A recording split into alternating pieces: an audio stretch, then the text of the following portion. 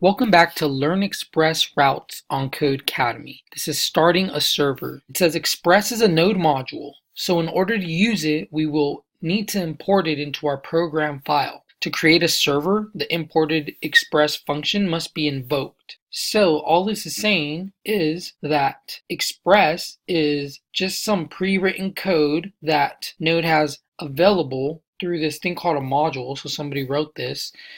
In order to use it, we will need to import it into our program file. To create a server, the imported express function must be invoked. I'm going to zoom out, check it out. Usually in your computer, you will usually install Express first into your folder where your Express app will be. Once you've installed it through something like npm install, then you'll create this file, app.js, which is our server file. On the first line, like it says here, we import the Express library with require. So that's this first line here.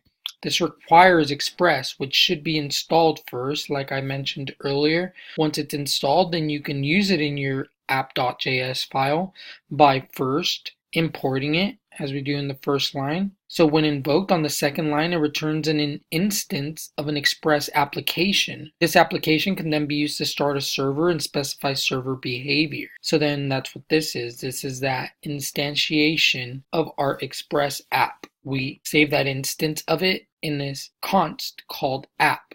The purpose of a server is to listen for requests, perform whatever action is required to satisfy the request, and then return a response. In order for our server to start responding, we have to tell the server where to listen for new requests by providing a port number argument to a method called app.listen. The server will then listen on the specified port and respond to any requests that come into it. The second argument is a callback function that will be called once the server is running and ready to receive responses. So here they're giving us that example. They create this const called port, which is 4001. That's going to be the port number that we're going to throw into app.listen. You don't have to call it port and say 4001 in there. You could actually just throw 4001 in here.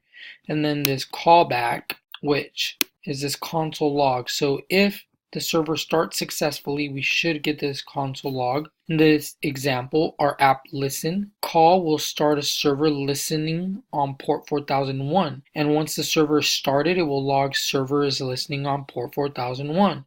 Instructions: import Express using require syntax and assign it to an Express variable. Create an instance of an Express server and save it to the variable named app. Let's do those two real quick. We have const express here. We're going to require express. This should be in quotes. So this, we're assuming that Express has been installed, and if so, this will import Express.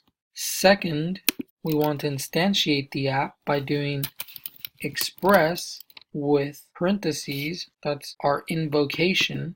Start the server, listening on the port defined by the port variable. When the server has started, log a message to the console that the server is listening. So down here, we want to do an app.listen.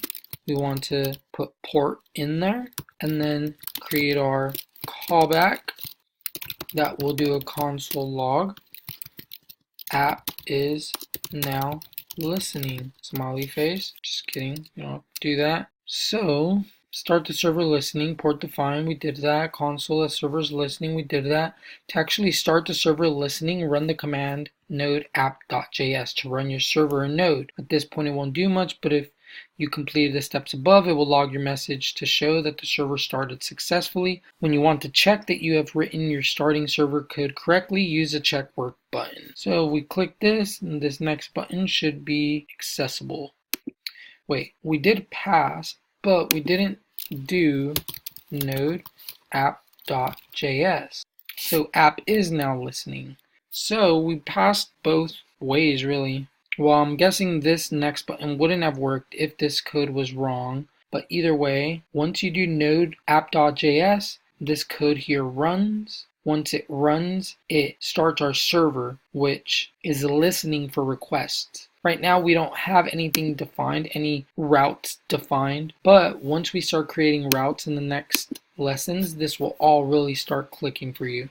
See you guys then. Make sure to share, like, and subscribe if you find this helpful. See you in the next video.